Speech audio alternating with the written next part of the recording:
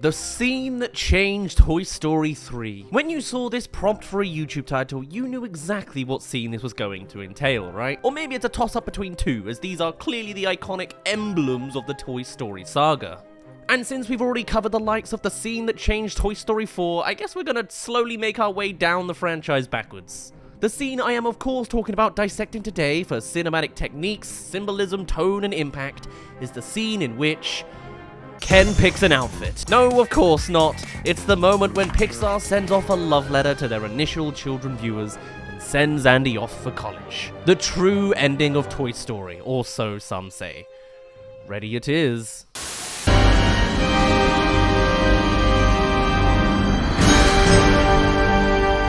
The entire story of Toy Story 3 has been leading up to this very conclusion, with the modern-day toys losing faith in Andy's love for them as he has so clearly outgrown all of them. Relegated to just a crate in the room, or worse, the attic, these toys now have no place as the world has moved on. And the whole saga of dealing with the nursery is about the relegation to other kids for a new duty, as much as that turns out to be like an authoritarian prison system. And though the toys have been spending the whole movie to return to Andy and low-key try not to melt like the real ending of most toys, it's illogical. And the act of moving on to a new task is exactly what Toy Story 3 is getting our characters used to, as well as the audience. Until we reach the start of our finale, just like the car in Toy Story 1, the bedroom in Toy Story 2, and later the car again in Toy Story 4, our characters jump into their box ready to be rediscovered. Never lost in the eyes of their humans. Some for the attic and Woody for college. The ending they initially wanted. But then Woody looks out of that traumatizing little box hole. I wish I could always be with you. You will be, Mom. And that's exactly the conflict of the movie. Words reflecting the very thoughts and feelings of the toys as well. But Andy feels secure that they will be with him always because their experiences together have shaped him. And Woody sees that for himself as he observes an old picture of Andy together with everybody who he'll keep in his heart. Woody realizing this alone in a dark box with just the bleeding light from the outside and a dramatic red source from below as it's a melancholic realization. And he'll be missing them. Maybe this isn't the ending that Woody really wants. So as Andy continues his goodbyes, Woody scrambles to leave a post-it note for the other box. So, you really think I should donate these? It's up to you, honey. After everything they've been through, they're more than just background attic junk. And they've seen the other side. It'd be a far more noble and enjoyable outcome for everybody, really. With all the weight put on Andy to make that decision, camera low down looking up as Andy has the power to choose, looming over the toys whilst they aren't even visible at all on the frame. They are at his mercy to do the right thing, despite the emotions behind it. So off he goes, driving with his box prepping for his donation. First captured head on as we see Andy looking around his surroundings and to see some fancy reflection effects on the windscreen, and then side on with the box now on a quarter of the frame. It's no longer about what's outside the car, but inside, as Andy now has to think about his internal conflict about this decision. And then we're here.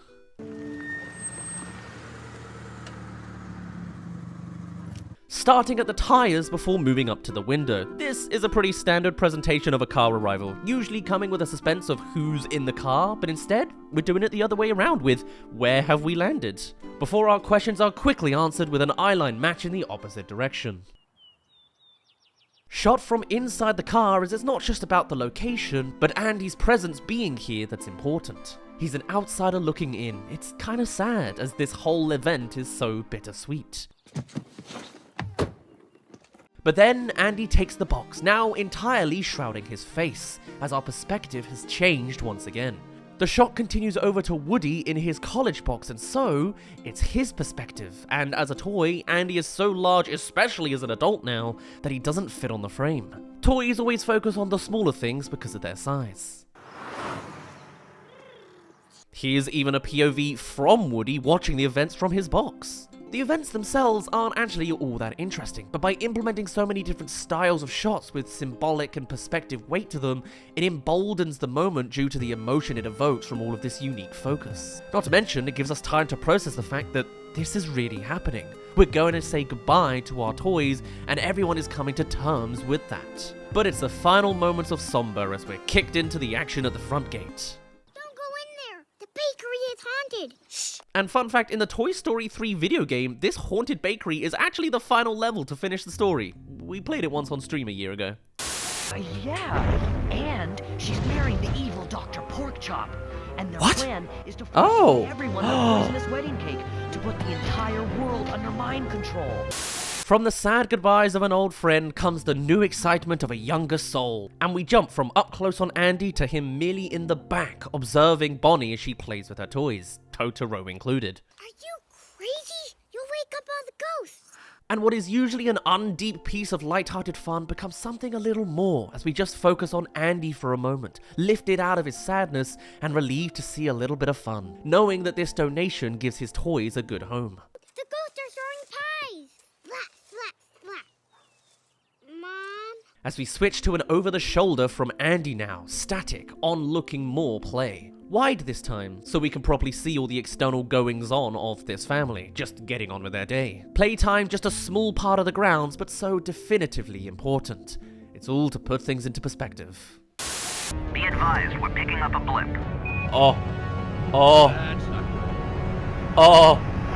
Oh, Buzz. Rest in peace, Buzz Lightyear. Oh, alright. He's dead. But Andy is recognized, at least by the mum. Wow, look at you.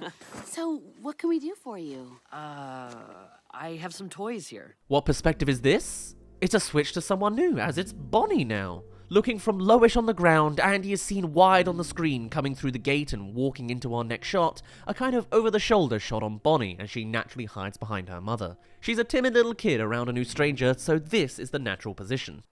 So you're Bonnie? I'm Andy. But now, after a couple extra beats, Andy squats down onto Bonnie's level, less so looking like some ominous figure. It's a great technique to making small children feel safe, as you're coming off more as their equal than their superior. Someone told me you're really good with toys.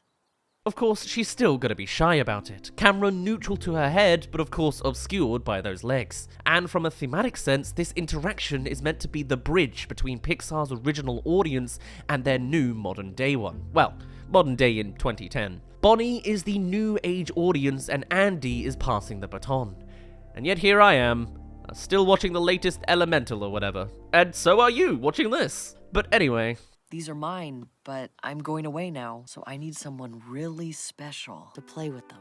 I think something that really helps with this scene is how soft-spoken Andy is now. He's really good with kids, it seems, and something about that just makes this whole moment seem so much more wholesome, and with that comes more bittersweetness. The kinder it is, the sadder it feels to watch.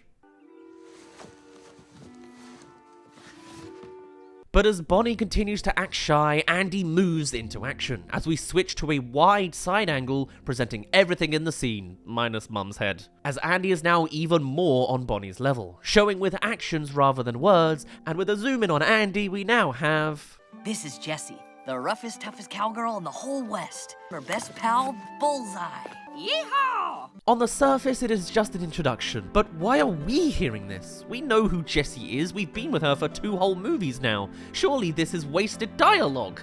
But no, it's not a waste.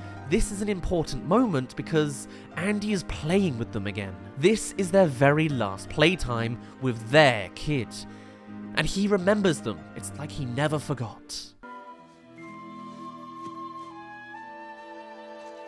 And with a reassuring stroke from her mother, Bonnie is slowly coming out of her shell, stepping forward to join now that Andy has established himself as a friend.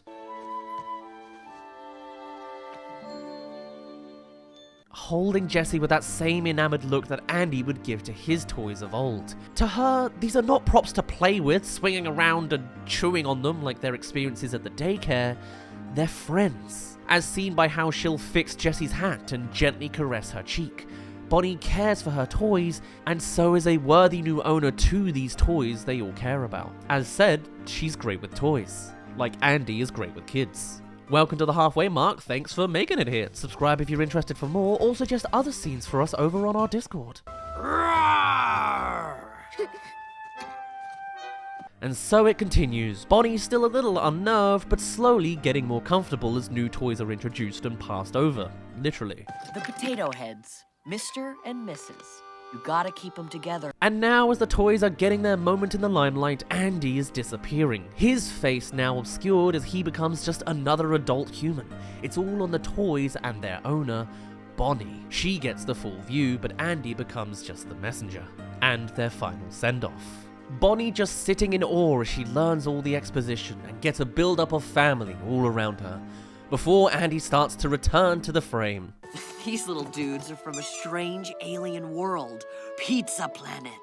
Of course, Pizza Planet is the thing that excites him enough to show his face again. It's also because faceless Andy explains his imagination's backstory, but Pizza Planet is more akin to the real world, so we'd see more of the real world. Though, don't tell Andy, Bonnie's more of a fan of Poultry Palace. But as we start to empty out our box, the presentation switches. No longer is it quick lines and arms swinging. And this is Buzz Lightyear, the coolest toy ever. A more central character gets more of an emphasizing, swishing along with Andy as it's closer to his favorite. And maybe Andy is loosening up a bit too over time. Have you noticed how so far he's been going through the toys in reverse order to when they were introduced? First Jessie and Bullseye from Toy Story 2, then the classics from Toy Story 1, and now to the very first new toy in the series. He's literally reversing us back to the very beginning for Bonnie to start with. Look, he can fly. Oh, and shoot lasers. Andy now taken back to those first days of being ecstatic over such a fantastic toy, before passing him too onto Bonnie. A new adventure surely awaits all of them, and Andy is left watching it all. Bunched together and happy again, a goodbye to his childhood as he takes the next steps of life. Now, you gotta promise to take good care of these guys. The camera slowly pulling in to capture this moment of adoration in two directions, again looking up on Andy and down on the toys as they are somewhat looking at each other. A goodbye with a lot of heart and love behind it. They mean a lot to me. And it's kind of tragic how little the toys can communicate back, but I think that's part of the Toy Story emotive magic. You could only assume what they're feeling in this static status, so you fill in the gaps. Far better than anything they could physically transmit, only adding to the somberness more as you project those ideas onto these unmoving faces. I have always wanted to play this video game. It's like you're gonna be like this, just like, oh my god. How does this man not have whiplash? Oh my goodness. And then Bonnie comes to look into the box herself, curious for any more, as she naturally would be. And with us never looking into the box directly, we can be surprised with the reveal of... My cowboy. Switching up entirely from the side angle, we now close up and close the gap between the subjects. Over the shouldering on Bonnie to see Andy taken aback as he looks into the box. POV of seeing Woody down at the bottom there. There's been no indication of him being there. The last shot we saw addressing Woody was that frame within a frame from within the college box, meaning he would have had to physically run out and jump into this box unnoticed to end up here. It's something the toys have always been doing when humans weren't looking, but this is the first time they've done it to us, the audience, before. And you know it always comes with a motive. Woody himself having made the decision to join his gang with Bonnie going forwards. And all of these ideas projected onto a single shot of a ragdolled little man. Oh, so good. I just wonder whether he jumped in while the box was still occupied, or only did so after Buzz was removed. Do you think the other toys knew he had hopped in and were emoting on the side of the scene? I like to think this is news to everybody. Woody? What's he doing in there? But it's Andy's most treasured toy, still handled with such delicate care, and given this unique shot here, with Andy engorged with the sun behind him. Confused, but it's the most valuable glance out of the entire collection. There's a snake in my boot. Somebody's poisoned the water hole! Huh, Bonnie must be mistaken.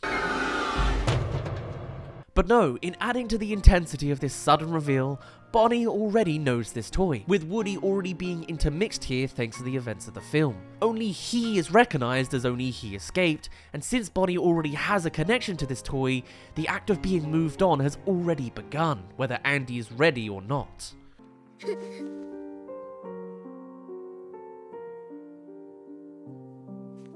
It's an instinctual act, but this moment has so much weight to it. With everything happening so fast, it's clear that Andy needs a sec to properly process this. This is his most idolized toy, the one that shaped his entire childhood. But he knows how things should go. He knows that Woody would have a better time with Bonnie than at college, and he knows that this is a part of his past he needs to grow apart from. And so he looks at Woody. And Woody is looking back. They're having a conversation. Again, entirely projected onto this inanimate face, but you can read it. He's saying that it's time to go, and that Andy knows what must be done. Incredible that Pixar Animation is able to evoke this without even using motion. It's just fantastic writing, and the camera helping as well with the little things like blurring out the background and foreground to focus us entirely on the face. And Andy really soaks it in for a moment, needing all the time he can get, coming to acceptance, but needing just this little pause first. I want to not touch the greens. That's a lot of greens. Now, Woody, he's been my pal for as long as I can remember. No longer is Andy talking to Bonnie over the backstories, he's talking to Woody and to himself. This is a moment entirely for them. It's him saying goodbye with a few parting words, and Woody is taking it in as shown by more shots of just his face looking up at his prior owner. But the thing that makes Woody special is he'll never give up on you. Ever. And unknowing to Andy, this description captures Woody to a T. Powering through no matter the circumstances with an unbeatable determination for loyalty. It's a compliment of love for his greatest friend. And the shots of the two boys only getting closer and closer as their connection grows in this send-off, enriched with more of that warm and comforting glow from the sun. He'll be there for you, no matter what. And this here is not only a depiction of how Woody has treated him in the past and presented himself in the TV show, but is the next command of duty to Woody moving on to Bonnie. It's Andy unknowingly bestowing Woody with the responsibility to look after Bonnie as he did for him. And though he hasn't moved, you just know that Woody has accepted this new objective. Okay then. And with a gentle nod of acceptance, Andy finally passes Woody onwards. Careful hands to careful hands.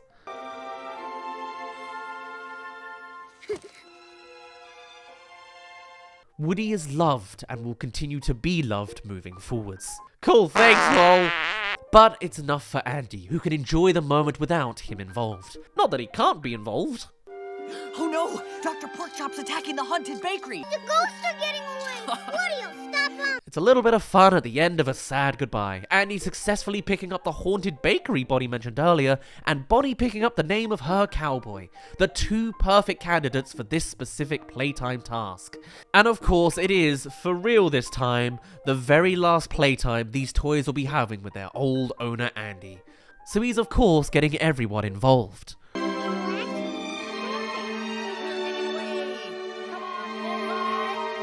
We don't need to see the intricacies of the entire imaginary plot, nor do we need it dramatized like the start of the film. Just some cross dissolves spread amongst the moments to see everyone's been used and had their moment in the setting sun. It's a combination of new toys, it's new lore added to this cinematic universe, and sometimes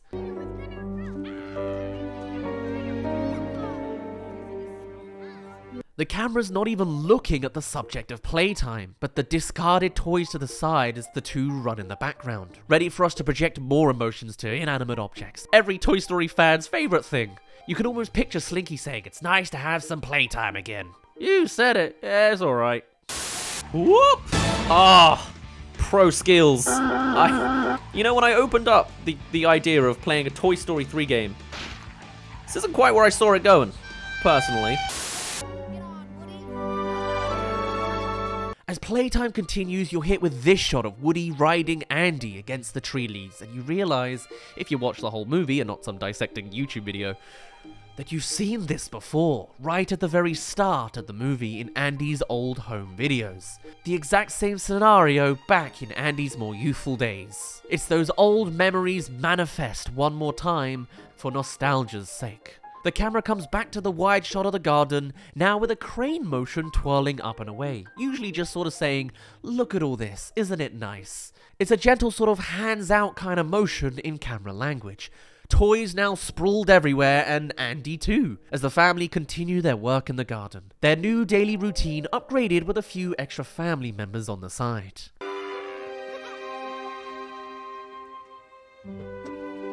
As we cross-dissolve to the end, the worst part of any playtime, the inevitable part where it finishes. Always seeming a little too soon to when you were hoping. How fitting that they were able to capture that in cinematic form. In the foreground, Bonnie and several of the toys, and in the background, a small Andy approaching his car. A tiny wave from Andy is returned with...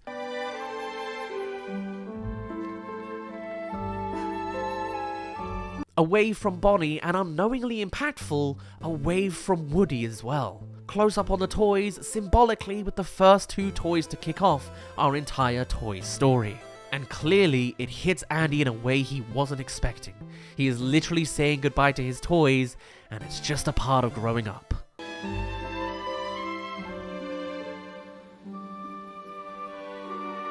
And as he starts his car engine, he glances over for one final onlook. Not so much POV now, but handheld and close up for us audience to fully take in their final resting place from Andy.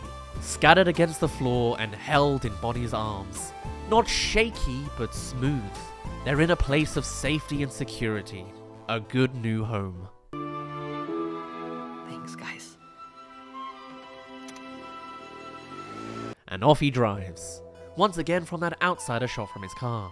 Apparently the camera was on the other side of the car, zoomed through rather than in it with him. Or some clever camera trickery had it not look like we're clipping through the back of his car there. But as Bonnie is sent away for lunch, we're lucky enough to be given just enough time for the toys to come alive to react to Andy's departure.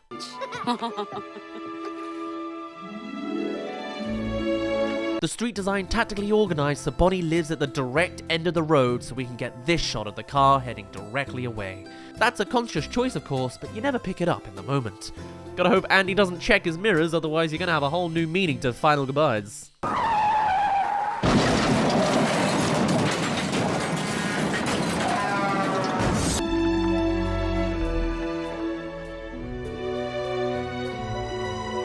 They all awaken to look in Andy's direction, Woody given the biggest limelight as we come to an over the shoulder of him, blurred to follow that tiny car growing more and more distant from us. So long, partner. It's a sad final line to an eternal friendship, but in looping us to the very start, he's comforted by the very friend who kicked off this entire tale. Woody is amongst his people, and Andy will soon be amongst his. Though he might have a few rocky relationships to get through first. Freshers has always been a bit of a train wreck. But as the camera pulls away and lifts up, the next step in their life begins.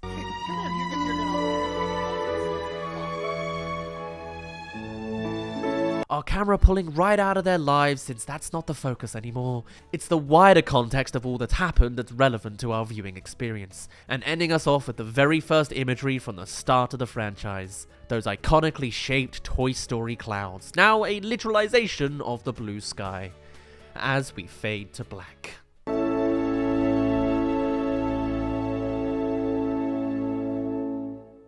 That was the scene that changed Toy Story 3, the most iconic scene of the entire franchise as it moved us on from our childhood owner Woody and onto the next generation. It's a send-off from Pixar to us, the 90s viewers, and probably one of the most emotive scenes in animation, or even non-animation as a whole. A turning point of maturity and nostalgia, and one that probably started the whole Pixar makes you cry vendetta.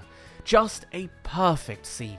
I love how they even got the initial Andy voice actor back, and it works so well. With so many moving parts to keep those swings as heavy as possible, and to think they managed to do so much of that without even animating the faces. Cool. This is Pixar in their prime. I wonder what they could possibly do with Toy Story 5 to give us this kind of payoff. Guess we'll find out. For now, my name's been Daz, you didn't really care, and I'll see you in a bit.